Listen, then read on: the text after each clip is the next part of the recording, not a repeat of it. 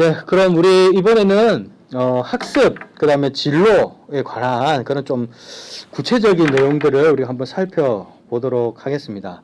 우리 아버지들이 이렇게 뭐 어머니나 마찬가지지만 우리 자녀들의 진로에 대해서 학습에 관해서 굉장히 관심이 많을 텐데 아버지들이 할 수 있는 어떤 학습 교육 또 진로 계획 뭐 어떤 게 있을까요?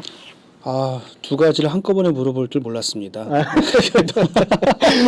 편하게 하나씩 너무 큰 주제를 큰 주제. 너무 위대한 주제죠. 네. 학습은 정말 성장기의 가장 중요한 제일 포인트잖아요. 핵심이라고 할 수 있죠. 그렇죠. 그리고 진로는 인생 전체를 아우르는 그렇죠. 테마잖아요. 네. 그래서 무엇부터 얘기하면 좋을까요? 일단 학습부터 할까요? 네. 일단 뭐 자녀 교육에 있어서 자녀의 성장기의 학습의 중요성은 정말 아무리 얘기해도 아깝지 않죠. 너무 중요하죠. 학은 무슨 뜻일까요? 배울 학. 그럼 습은요? 그쵸. 학습인데. 그쵸. 습이 네. 비슷한 느낌 같죠? 네. 근데 사실은 이렇게 뜯어가지고 네. 한자 사전을 옥편을 찾아보면 학은 배울 학자가 맞아요. 네. 그래서 익힐 습인가? 야, 공부한 가닥이 드러나시네요. 익힐 습자예요. 네. 익힐 습자를 또 이렇게 네이버 사전에 습자를 자세히 들어가 보면 네. 뭐 상형 문자라고 이게 설명이 되어 있고 이게 습자 밑에 있는 백자는 둥지 모양이었고 아하. 위에는 새 날개 모양이었다라고 해서 어린 새가 둥지 위에서 날아오기를 끊임없이 반복적으로 연습해서 결국 날아오르는 모습을 익힐 습으로. 그러니까 진짜 중요한 학습은 배우는 것과 익히는 건데 여기서 자기주도 학습이 등장했었어요. 우리 아이들이 너무 많이 학만 하고 있는 거예요. 학교에서 듣고 하루 종일 듣고 끝나고 또 학원 가서 또 듣고 그러니까 계속 정해진 틀 안에서 그렇죠. 듣기만 하는 거예요. 근데 들은 것을 자기의 것으로 익히고 체화하는 시간이 없는 거예요. 물리적 시간 자체가 없어요. 체화 그렇죠. 그러니까 시험 기간이 다가왔을 때 손을 들죠. 선생님 안 배운 내용이 나왔는데 이렇게 시험 기간 경험 있으신 것 같은데요. 그러니까 까먹는 거예요. 잊어버리는 거예요. 그러니까 진도 밖에 있는 문제가 그렇죠. 나왔다고. 사실은 다 배운 건데 잊어버린 거예요. 너무 많이 듣고 그거를 그때그때 내 것으로 익히는 시간이 너무 물리적으로 없고 행동적으로도 없고 그러다 보니까 이게 6년, 3년, 심지어 4년 그러니까 대학까지 포함해서 정말 오랜 시간을 이렇게 살아온 거죠. 그러다 보니까 여기서 등장한 반대편 접근법이 자기주도 학습이었고 그렇죠. 스스로 습하는 시간을 늘리자. 그게 학교든 집이든 배운 것을 그때그때 자기의 것으로 만드는 걸 익히는 습관을 심어주자. 이게 바로 자기주도 학습의 초기의 방법론이었어요. 지금도 사실 많이 자기주도 학습 그럼요. 있죠. 지금은 자기주도 학습을 얘기하면 학생들이 좀 지겨워하더라고요. 너무 많이 들어서. 요즘 도서관 가서 자기가 공부하는 걸로 이렇게 생각하는데. 그러니까요. 그러니까 학원을 안 다니는 거로 이해하거나. 그렇죠. 그렇죠. 그러니까 내용적으로 충분히 그 방법론이나 원리를 이해하지 않고 그냥 선입견으로 이해한 방식으로 택하는 거죠.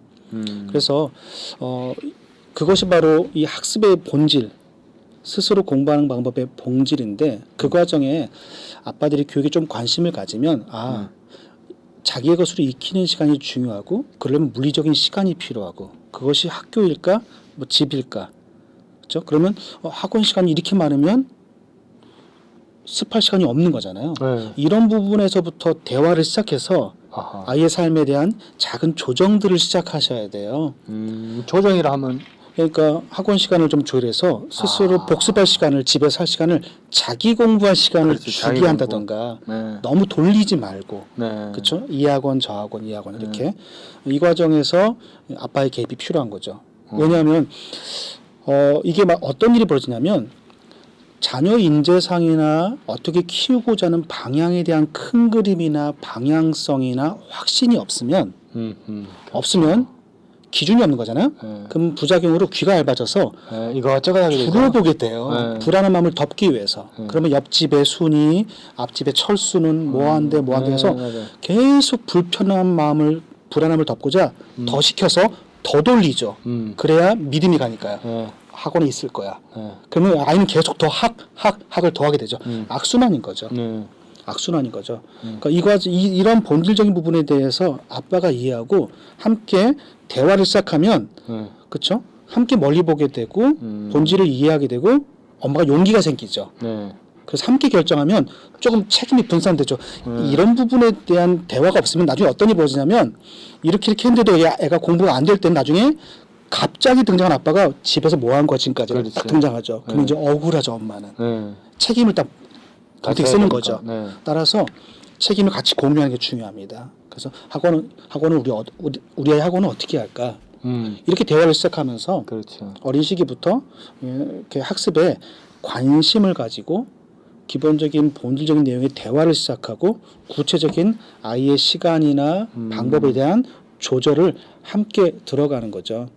여기서 제가 어떤 노트법이나 암기법 말하고 싶진 않아요. 그렇죠. 이런 중요한 부분에 있어서 자기주도 학습의 본질을 이해하고 가면 좋겠다. 이런 접근법의 시작을 먼저 소개해드립니다. 그러니까 사실은 좀 듣기 거북할 수 있겠지만 아주 많이 이렇게 입에 오르내리는 세 가지 조건이 있죠. 자녀의 뭐 입시 성공을 위해서. 혹시 뭐 아세요, 목사님? 세 가지? 뭐 할아버지의 재력, 뭐 엄마의 정보력, 아빠의 무관심, 뭐 이런 부분이 그렇죠. 있어요. 근데 불편하지만 또 공감도 되고. 근데 그 부분 아빠의 무관심이 되게 아프게 다가와요. 아프게 다가옵니다. 제 생각에는 이렇습니다. 저도 이제 고3 자녀를 뒀는데 이런 경우가 있는 것 같아요. 차곡차곡 과정적으로 함께했던 시간이 없는 상황에서 자녀가 커버린 거예요. 그 사이에 엄마는 최선을 다해서 양육과 교육에 힘썼죠. 그래서 엄마의 메시지로, 엄마의 일관된 메시지로 뭐 교육을 시키고 학원을 보내고 이런 과정을 달려왔고 그 정점이 이제 고등학생인 거예요. 그런데 어느 날 툭 등장한 아빠가 그런 메시지와 다르게 좀 놀아, 공부는 할 때 하는 거야. 공부를 하고 되는 거 아니야. 이런 다른 메시지를 툭 던지는 거예요. 그렇죠. 지금까지 계속 공부하러 그렇죠. 오는 과정에서 엄마가 이제 쓰러지시는 거죠. 너무 오랜 시간을 차곡차곡 교육을 위해서 최선을 다해서 정보를 넣고 영혼을 갈아넣고 최선을 다했는데 툭툭 던지는 아빠의 메시지가 근간을 흔들어내는 거예요. 애정이 담겨 있지만 흐름을 모르시는 거죠. 이런 면에서는 무관심이 좋다라는 그런 차원에서의 무관심인 거예요. 뒤늦게 개입하지 마라 이런 그렇죠. 뜻인가요? 그러니까 과정에 함께 하던가 뒤늦게 개입할 때는 섬세하게 들어야 된다. 그렇지. 함부로. 그렇죠. 섬세하게 부부가 상의하고 요즘 어떤지 이해하고 관심사와 어려움들을 공감한 상태에서 조심스럽게 들어와야 된다. 그렇죠. 아까 앞서 말씀하신 아내와 함께 접촉해야 되는 어떤 그런 차원에서도 이해해도 될까요? 맞습니다. 그 부부가 함께 와야 되고요. 부부가 함께 한다는 것은 똑같은 메시지여야 한다는 것과는 좀 결이 다른 것 같아요. 예를 들어서 저 메시지는 다를 수가 있죠. 그렇죠. 그러니까 어린 시절에 아빠의 애착이 엄마와 함께 더해졌을 때 어떻게 사회성이 좋아지고 어떻게 자존감이 높아지는가 이 과정들을 좀 분석한 자료를 보니까 일단 엄마는 언어가 친밀하고 정서적이고 감성적인데 아빠의 언어와 아빠의 놀이는 상당히 도전적이고 세상과 연결고리를 만들어주고 놀 때도 마찬가지죠. 언어 자체도 좀 세상의 언어고 또 논리적이고 이성적이에요. 그러니까 성장하면서 자연스럽게 좀 입체적으로 다면적으로 볼 수 있겠네요. 정서적인 부분과 논리적인 부분들이 함께 성장하는 부분들이에요. 이런 점에 있어서 꼭 똑같은 모습일 필요는 없다. 오히려 좀 입체적으로 다각적으로 자녀를 잘 키우되 다만 아주 중요한 방향성과 본질적인 부분에 있어서는 같이 메시지를 결을 같이 해야 되겠죠. 그런 측면에서 아빠의 어떤 섬세함이 좀 필요하겠다라는 생각이 좀 듭니다. 지금까지 안 하다가 이제 좀 아빠 노릇 해야지 하고 이렇게 쑥 들어오는 것은 합당하지 않다.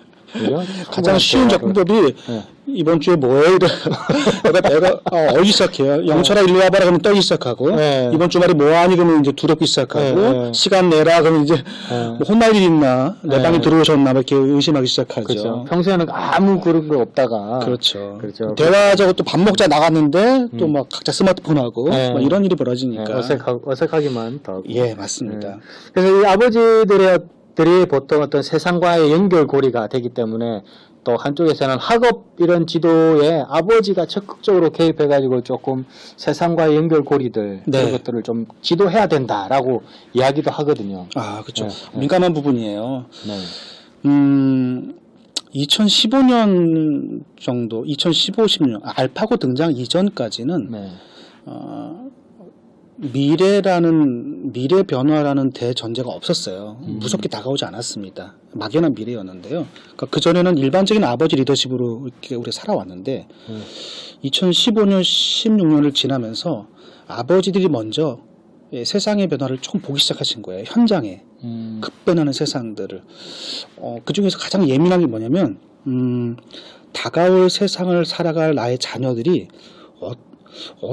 무엇을 준비하는 것이 좋은가에 대한 고민이 시작됐어요. 그러니까 그렇죠. 좋은 성적, 좋은 학교, 좋은 대학, 좋은 직장, 성공한 인생 이런 성공 방정식이 안 맞겠구나라는 걸 깨닫기 시작하신 거예요. 아버지들이 현장에서. 그렇죠. 현장에서 그렇죠. 그게 제일 정확한 젊은 거죠, 세대, 또. 올라온 세대를 보면서 또 깨닫고 시대적인 변화 앞에 내몰리면서 깨닫고 여러 가지 고민이 많이 들면서 무엇이 중요한가? 내 자녀가 살아갈 세상이 무엇이 중요한가를 생각하기 시작했는데 성공 방정식이 안 맞겠구나라고 깨닫기 시작하신 거예요. 그때부터 중요한 인성이나 미래 시대가 요구하는 역량이 암기력, 이해력, 성적, 경쟁이 아니구나를 알게 되신 거예요. 그래서 그 부분들을 알기 때문에 이 학업에 개입하는 과정에서도 조금 더 멀리 보기 시작하셨어요. 그 부분들을 아내한테 설명하기 시작했고 설문조사를 보니까 이런 설문조사가 있더라고요. 그래도 자녀가 명문대에 가는 거를 원하십니까? 이 첫 번째 질문이었어요. 여전히 예스. 네? 일단 35% 정도였었어요. 35%밖에 안 돼요? 앞쪽에 미래 얘기가 좀 있었죠. 미래 얘기가 좀 있었어요. 네. 두 번째 데이터가 어떤 내용이냐면 앞으로는 자녀가 살아가실 때는 명문대를 나온다는 것이 직업적인 보장이 될 것인가에 대해서 확신합니까? 그러니까 이 부분에 대해서 그거는 그렇죠. 68% 정도가 확신하지 않아요. 그러니까 이 성공 방정식이 안 맞다라고 인지하고 있어요. 꼭 좋은 대학 나와야지 성공한다가 그렇죠. 아니다. 네. 현실을 보니까 그렇죠. 현실. 한 해 석박사가 10만 명이 나오는데요. 이 현실 속에서 쉽지 않다. 그리고 미래학자들의 의견을 조금만 들어도 정말 미래에 필요한 역량을 키우는 게 중요하구나를 이미 많이 알고 계세요. 그렇죠. 역량. 그래서 그 설문조사의 세 번째 질문이 뭐냐면 그렇다면 그 미래를 살아갈 자녀를 위해서 일반적인 경쟁 교육 말고 다른 교육이 있다면 시킬 의향이 있습니까? 예스가 69.5%였어요. 그러니까 이런 인성 교육, 문제 해결력, 실제 세상을 살아갈 힘, 그렇죠. 이런 방식의 교육에 또 관심이 많아지신 거예요. 그렇다 보니까 아이의 이제 고3을 떠나서 진로와 진학과 학업을 바라볼 때도 조금씩 멀리 보시고 그렇죠. 다독이고 격려하고 이런 보기 좋은 모습이 생기기 시작한 거죠. 그래서 오히려 아내를 다독이고 조금 더 여력을 주고 함께 멀리 보게 도와주는 움직임이 조금씩 생겨나기 시작했습니다. 저도 그 한켠에 속해 있고요. 그렇죠. 아니 그렇다면 아까 조금 전에 이 좀 어려운 질문일 수도 있는데, 네네. 그러니까 역량을 키워야 된다. 네네. 그죠? 이렇게 명문 학교의 어떤 그런 허울보다는 어떤 내실, 어떤 역량이라든지 문제 해결 능력을 키워오는 게 중요하다는데, 네. 그렇다면 인성이라든지 문제 해결 능력, 네네. 어떤 소위 말하는 실력 이런 것들을 키우기 위한 어떤 방법, 아버지가 제공할 수 있는 방법. 아주 센스 있으시네요. 네. 예상한 그 질문 또 꺼내셨어요. 그래요? 네. 정말 최적의 인터뷰 진행자신 것 같아요. 일단 사실 이게 무슨 기술적으로 A 플러스 B는 C 이렇게 나올 만한 공식은 또 아니에요. 그렇죠. 하지만 제가 소개해 드릴 수 있는 건 그럴싸한 키워드는 소개해드릴 수 있을 것 같아요. 키워드. 그러니까 제가 두 가지 연구를 한 10년 이상 해서 현장 교육을 했는데 하나가 자기주도 학습 쪽이었고요. 한 가지가 진로였어요. 저도 펴낸 책들이 다 그런 책들이었거든요. 지금에서야 부모 리더십 책이나 아빠 리더십이나 미래 교육 책을 썼지만 그 전에는 그 학습과 진로에 몰입했었는데요. 많은 앞서간 사람들 혹은 미래를 관찰하고 예측하는 전문가들 의견들을 제가 오랜 시간 관찰하고 연구하고 공통점을 추려보니까 대부분 이렇게 얘기하더라고요. 뭔가 공식과 답을 얘기하기에는 너무나 예측하기 어려운 시대가 오고 있다. 예측 불가의 시대. 예측 불가의 시대다. 따라서 진짜 미래에 필요한 진짜 역량은 첫 번째 학습 민첩성 이런 용어를 꺼내더라고요. 학습 조금 어려운 용어인데 학습 민첩성. 네, 그렇죠. 질문 나올 줄 알았어요. 질문을 유도하는 어떤 키워드였죠. 학습 민첩성. 좀 풀어보자면 이런 거예요. 그러니까 끊임없이 변하는 상황을 바라보면서 그때마다 드러나는 모르는 것들, 주제를 파악하고 그것을 알아가기 위해서 노력하고 그 변화에 대응하는 거예요. 그러니까 뭐가 올지 모르니까 미래를 살아가는 우리 청소년들은 또 미래 세대들은 변화가 그게 어떤 건 기술이고 어떤 건 트렌드이고 어떤 거는 어떤 입시 기준들이니까 계속 변하는 거니까 변하는 게 뭐지를 보고서 필요한 건 이거지라고 확인한 뒤에 어떻게 확인하지? 유튜브 검색해서 공부하는 거죠. 그럼 또 그걸 마스터해요 또. 네, 그렇죠. 이게 가능한 시대가 된 거예요. 그래서 이 학습 민첩성 이게 성적과는 또 다른 거죠? 그렇죠. 그러니까 원어브 댐이에요. 그 과정 면에서 부분적으로 필요한 것들이 이때는 성적이구나라고 확인되면 수도 있고. 그건 또 노력해서 얻어요. 그러니까 이것에 전부를 걸진 않아요. 그렇죠. 이게 무서운 힘인 것 같아요. 두 번째는 진로 탄력성이에요. 탄력성. 용어 좀 새롭죠. 저도 진로 연구를 한 10년 하면서 어떤 키워드를 꺼내야 미래를 담을 수 있을까? 새로운 진로 교육에 그 진로 탄력성이 등장했는데 2018년 정도를 기점으로 이 용어가 막 들어오기 시작하더라고요. 원래는 회복 탄력성 들어본 적 있지 않습니까? 한바탕 휩쓸어줘 회복 탄력성. 그렇죠. 인생의 어떤 어려움, 위기, 절망 끝에서 다시 되튀어오르는 어떤 긍정의 힘? 건강한 사람일수록 회복 탄력성이 맞습니다. 좋다. 뭐 이런 얘기를 많이 했었죠. 근데 이 진로 탄력성이 비슷해요. 그 앞쪽에 진로 상황에서가 붙으면 돼요. 자신의 미래 직업 혹은 진로 상황에서 다가올 예기치 못한 변화, 직업의 변동성 이런 부분들을 파악하고 필요한 것들을 확인한 뒤에 그것을 준비해서 유연하게 적응하고 대처하는 진로의 역량을 말하는 거예요. 매우 멋있긴 한데 좀 어려울 것 같은데. 어렵죠. 그러니까 쉽게 얘기하면 A라는 꿈을 꾼 초등학생이 실제 직업 현장 나가는 그 시기가 됐을 때 그 직업이 없을 확률이 매우 높아요. 지금은 그럴 수가 있죠. 그러니까 그렇죠? 이건 당황스러운 거예요. 매우 당황스러운 거예요. 마치 과거 이런 일이 있었죠. 레슬러 꿈나무들이 평생을 어린 시절부터 레슬러를 꿈꾸면 올라왔는데 국제올림픽위원회에서였나요? 올림픽 종목에서 레슬링이 사라진 적이 있었어요. 발표 난 날 온 꿈나무들이 절망에 빠진 거죠. 인생의 꿈이 사라진 거예요. 물론 다시 복귀됐지만. 그렇죠. 저 입시 때도 그랬어요. 실제로 대학교에 토목과 갔다가 군대 갔다 재혼하고 토목과가 없어졌어요. 이런 일이 벌어지는 거예요. 지금도 벌어지고 있어요. 그러니까 어떻게 해야 될까? 그래서 등장한 용어가 진로 탄력성이에요. 그러니까 진짜 중요한 두 가지는 내가 누구인가, 내가 어떤 강점을 갖고 있는가를 어린 시절부터 부모와 소통을 통해서 활동을 통해서 차곡차곡 쟁겨야 돼요. 그렇죠. 내가 무엇을 잘하는지. 그래야 대응이 가능해요. 두 번째는 이 기본기 위에다가 어떻게 변해가지라고 바라보는 시야가 딱 붙여지는 거예요. 첫 번째 게 내 거고 두 번째 게 외부 거잖아요. 내게 탄탄하면 변화에 대응하는데 내게 없이 외부의 근거만 보면 정말 난리가 나요. 변할 때마다. 이거 그렇죠. 그게 바로 진로 탄력성의 본질이에요. 그래서 이런 힘들을 근데 중요한 건 시대가 바뀔수록 정말 인재를 판별하는 중요한 기준들이 되게 내면적인 거로 바뀌기 시작했어요. 시대가 바뀔수록. 내면적인 거. 그렇죠. 역량, 네. 그렇죠? 뭐 인성. 그러니까 학생부 종합전형의 기본 기준에 발전성이 있고 탐구 역량이 있고 인성이 있고 리더십이 있어요. 아, 멋지지 않습니까? 상당히 내적인 상당히 어떤- 내적이에요. 네. 그 중에 구석인 한 가지가 이제 교과 성적이 있겠지만 아. 내적이죠. 네. 전반적으로 기업에서 인재를 선발할 때 중요한 선정 요소가 복합적인 문제 해결, 뭐 창의성, 뭐 플렉서블 유연성 이런 건데 네.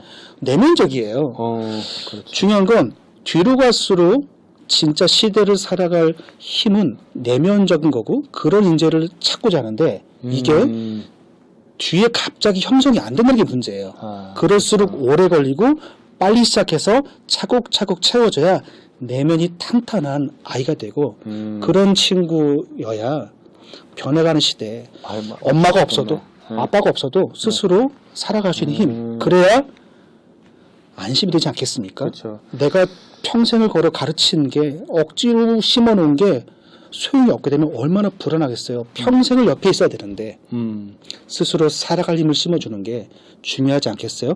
그거를 먼저 느낀 사람이 아빠들이고 아빠들이 엄마를 보듬고 설명하기 그렇죠. 시작했고 아, 그거를 그렇죠. 이끌고 나갈 수 있어야 되겠네. 그렇죠. 근데 그런 부분들이 이제 어릴 적부터의 언어, 아하. 훈육, 네. 가족의 문화, 그렇죠. 이런 부분들을 하나씩. 그러니까 훈육이 필요할 때 가치를 심어줘야 기준을 알고 성장하는 거고 이런 식으로 하나씩 채워져야 본질적인 게 차곡차곡 들어가고 복합적인 미래 시대에 그것들이 드러나게 되는 거죠. 그렇죠. 그래서 제가 예전에 이렇게 보면은 우리 엄마들 같은 경우에는 상당히 이렇게 어떤 그 성적에 관해서 네. 점수에 관해서 굉장히 민감하는 경우들이 많거든요. 네네. 근데 아버지들은 또 사실은 그게 중요하지 않다라고 또 얘기를 많이 하는데 그래서 둘이서 이렇게 어떤 뭐 트러블이 생기기도 하는데 사실은 이런 부분들이 맞춰줘야 되겠군요. 그렇죠? 내적인 것부터 해서 맞습니다. 실질적으로 네. 그래서 이게 저 젊은 부부들 관찰해 보니까요. 네. 이렇게 멀리 보는 교육을 받은 또 문화에 익숙한 부부들은 그런 부부들이 조율을 잘하더라고요. 역할 분담도 하고 서로 간에 예. 그래서 제가 파더라이즈의 책에는 이런 부분들을 고민 끝에 인재상이라는 키워드를 꺼냈었어요. 인재상. 네. 아까 말씀드린 미래 시대에 필요한 인재, 그 인재상. 네. 이것이 자녀에 대한 결과 이미지. 그러니까 제가 한번 이렇게 질문해 보면 되게 쉬워져요. 인재상은 목사님, 네. 자녀를 잘 키우고 싶으신가요? 네. 자녀를 어떤 사람으로 키우고 싶으세요? 자녀를 어떤 사람으로 키우고 싶은지에 대한 답변, 그것이 곧 자녀 인재상이고, 아하. 어떻게 키우실 텐데라고 물어보면, 싹 정리해보면, 따뜻하게 말하고, 부부끼리 대화할 때 따뜻하게 대화하고, 본을 보이는 거죠. 네. 이런 구체적인 문화들을 만드는 거예요. 네. 그게 바로 인재상 교육이에요. 이거를 지금 들으시는 우리 아버님들, 어머님들도 한번 생각해 보면 좋겠네요. 실제로 제가 아버지 강의를 해본 적이 있는데 아버지 학교는 아니고 엄마들 강의를 시리즈로 다 한 뒤에 엄마들의 요청에 의해서 아버지 강의 해주세요 해서 저녁에 만났었거든요. 인재상 토론을 시켜봤어요. 그러니까 다 인터뷰했죠. 그랬더니 정말로 경쟁, 1등, 어떤 특정 직업, 성적 얘기 아무도 안 하셨고요. 눈 시뻘개지셔가지고 따뜻한 아이요. 의외로 배려, 감사, 리더십, 세상을 아우를 수 있는 그 진짜 진심은 그거였던 거예요. 그렇죠. 그래서 그 내용을 가지고 토론을 시켰어요. 토론을 시켜서 그룹별로 인재상들을 만드는 작업했는데 정말로 흐뭇한 시간이 연출되었고요. 그 이후에 과제로 그것을 집에 액자로 만들기로 했었거든요. 이름하여 그 책에 나온 인재상 액자였었어요. 저희 집에는 이제 감사와 배려가 딱 붙어 있거든요. 그럼 교수님은 우리 자녀들이 감사하고 배려할 수 있는 맞아요. 그렇게 해서 어쨌든 이 서로 인재상을 그 액자로 해서 딱 만들어서 눈에 보이게끔 이렇게 만들어 주셨네요. 맞습니다. 문화가 필요하고요. 그러니까 정말 최선을 다하는 거예요. 그렇게 해서라도 계속 시각화하고 보고 품고 중요한 것들을 각인시키고 부모조차도 계속 품게 되고 뭐 이런 작업들을 해보자는 거고 조금 젊은 친구들도 이 분위기에 좀 이렇게 수용을 하기 시작하더라고요. 그래서 아마 이 젊은 분들이 더 이런 상황들을 더 잘 이렇게 대응하실 것 같은데 젊은 분들이 대응을 잘한다는 것도 있지만 기성세대가 대응이 어려운 게 더 커요. 어렵다라는 거죠. 살아오던 과정이 있으셔가지고 그렇죠. 지금까지 해왔던 어떻게 바꾸기가 그렇죠. 사람은 잘 쉽지가 바뀌지 않죠. 않거든요. 네, 그래서 맞아요. 유연할 때는 좀 수용하는데 네. 꽉 채워진 상태에서는 바뀌기가 어렵더라고요. 저도 이렇게 한참 들어갔다가 움찔하고 물러날 때가 많아요. 네. 그래서 오히려 제 에너지를 좀 열린 친구들, 또 젊은 커플들, 젊은 부부들에게도 에게는 많이 좀 이렇게 전파하고 있어요. 우리 그러면 우리 교수님은 어떻게 가정에서 고3이면은 굉장히 네. 지금 한창 예민하실 텐데 어떻게 네. 접근하면은 자녀들이 잘 받아주시나요? 일단 접근 잘 안 하고요. 접근 안 하시는구나. 네. 제가 또 이렇게 관찰을 잘 하거든요. 그러니까 성장기에 네. 중요한 어떤 교감이 필요한 시기에는 많이 제가 정말 들이댔죠. 네. 늘 함께하고 뭘 많이 얘기하고 네. 듣고 많이 했었어요. 네. 그때는 이제 아내가 오히려 저에게 시간을 많이 줬고요. 뭐 시간을 줬다는 게 좀 둘이서 할 수 있는 그런 그렇죠. 시간? 예. 이렇게 뭐 어디 픽업 갈 때도 제가 항상 운전하고 이렇게 해서 뭐 의도했던 것 같아요. 그렇죠. 둘이도 좋고 그 아내분도 좋고. 그렇죠. 그래서 그렇게 많은 시간을 오히려 이렇게 성장기에, 그러니까 성장기에 뭐 애착이 필요한 시기, 뭐 훈육이 필요한 시기, 또 공부 감성 같은 중요한 공부에 대한 부담을 덜어줄 만한 시기들에는 동행을 많이 했어요. 근데 오히려 이제 그 시기가 지나고 좀 예민한 시기, 학습에 눌리는 시기가 되니까 오히려 뭔가 가르치고 방향을 잡아주는 것보다는 좀 보듬어주고 따뜻함이 필요하더라고요. 그 컨셉은 와이프예요. 아빠가 있어서 중요한 시기에 중요한 결정 앞에서 선택의 기준을 도와줄 때는 큰 힘이 되고 네. 또 성장기에 중요한 기준들을 심어준 데는 좋았지만 아주 예민한 시기에 뭔가 가르침이나 네. 방향도 힘들더라고요. 이 시기에는 오히려 아내가 그냥 함께 있어주는 게 엄마가 있는 게 편하고 그렇죠. 예, 이렇게 응석도 부리고 짜증도 내고 이게 풀어주더라고요. 그러니까 관찰한 결과인데요.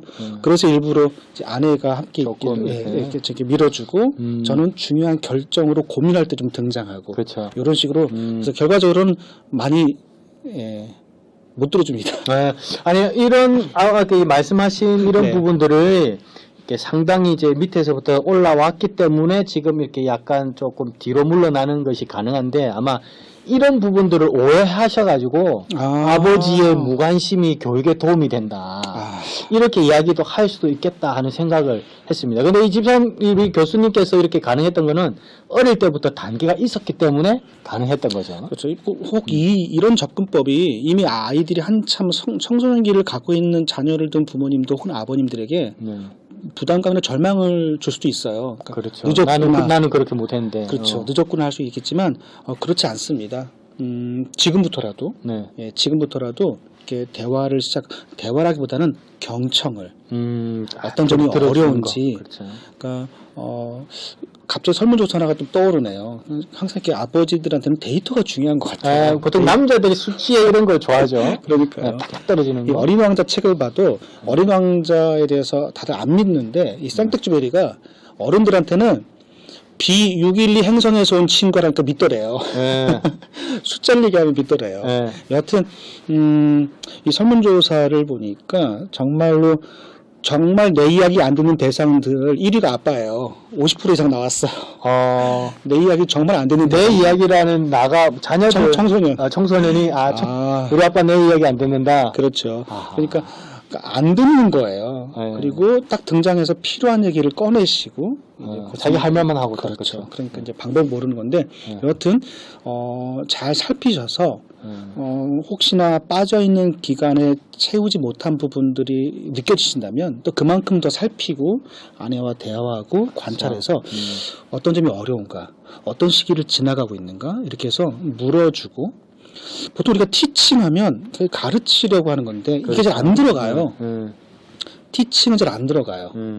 실제 뇌파 검사를 해도 티칭할 때 이렇게 뇌파가 거의 오히려 잠잘 때는 뇌파가 막 움직이더라고요. 꿈꾸니까. 근데 그렇죠. 근데 뭐 게임할 때, TV 볼 때, 잠잘 때 다 움직이는데 고요한 시간이 있더라고요. 뇌파 검사 결과 이게 명견말리 나온 건데요. 그때는 언젠가 봤더니 수업 시간이더라고요. 수업 시간 그렇죠. 들을 때 그러니까 좀 고요하더라고요. 오히려 티칭은 이렇게 입력하려고 하는 건데 코칭은 툭 질문을 던지면 생각이 나와요. 제가 아까 목사님께 어떤 자녀를 키우고 싶으세요? 하니까 다 긴장되고 네. 뇌파가 번쩍하면서 그렇죠. 살아나죠. 막 올라왔죠. 생각하게 되고 이런 식으로 음. 그러니까 적절한 질문을 따뜻하게 잘 생성하고 네. 필요할 때 잘 던져서 네. 질문하면 대답이 나오거든요. 코칭과 티칭은 다를까요? 아, 그렇죠. 그러니까 일단 근본적으로 접근 자체가 티칭은 가르치는 방식이고 일방적으로? 그렇죠. 코칭은 꺼내는 방식이에요. 그러니까 트레이닝 개념의 티칭, 그러니까 뭔가를 잘 가르쳐서 입력시켜가지고 완성시키는 트레이닝 개념의 티칭은 기차 개념이었어요. 화물을 운송하는 어원 자체가. 주입식 교육 같은. 어원 자체가 트레이닝, 기차였고 트레인. 네. 정해진 물량을 목적지에 쫙. 그러네요. 코치는 마차였죠. 코치, 마차가 어원이었어요. 그러니까 딱 한 명을 잘 모셔서 그렇죠. 정석껏 이동하는 건데, 그래서 코칭은 잠재력을 자극하는 방식이고 그 좋은 방법이 질문하는 방식이다. 질문. 퀘스천.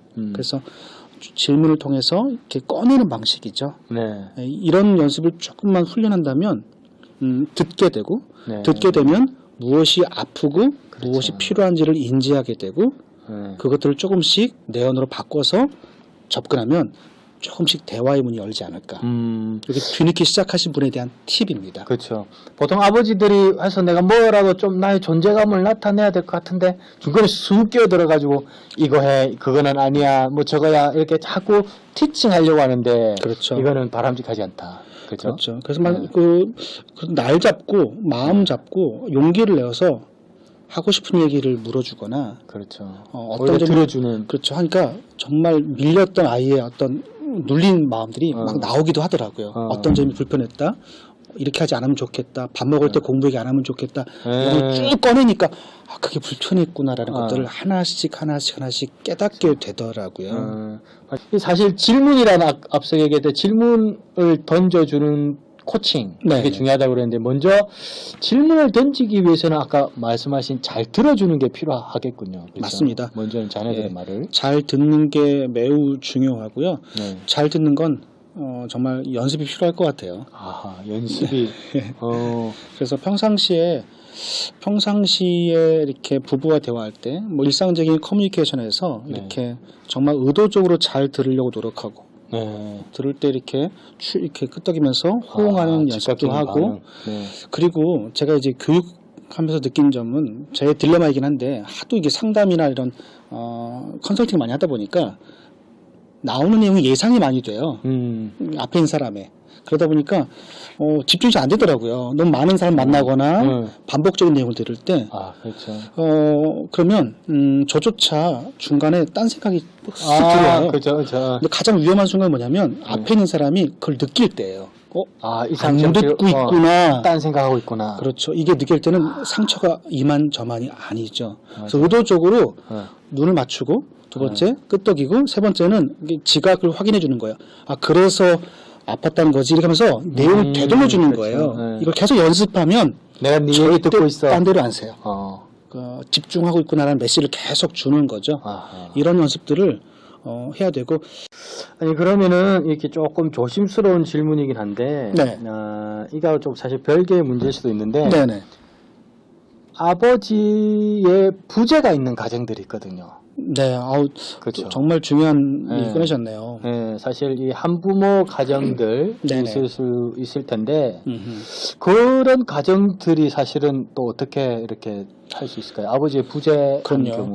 그런 차원이라면 매우 조심스럽고 또 공감도 되는 상황이고 과거보다 비율이 높아지기도 해서 다양한 상황들이 복잡하고 다변화되어 있습니다.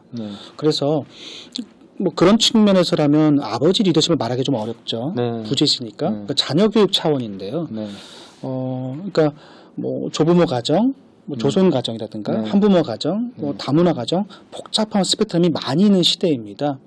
중요한 건 존재의 필요성인 것 같아요.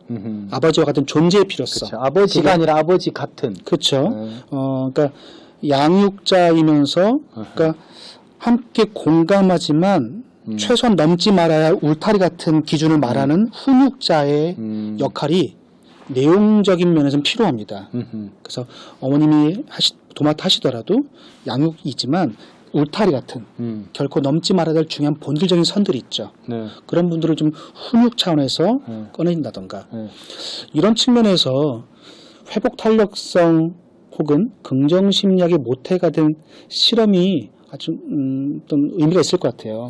하와이 카우아이 섬의 인생 종단 실험. 그러니까 불행한 상황에서 태어나거나 불행한 구조로 성장한 아이들이 어떻게 살아가는가. 상식적으로는 연결됐죠. 어려운 환경, 좀 미혼모 가정, 한부모 가정, 그쵸. 이런 상황에서 집중 고위험군이 한 200명이 있었거든요. 그 연구 대상에서.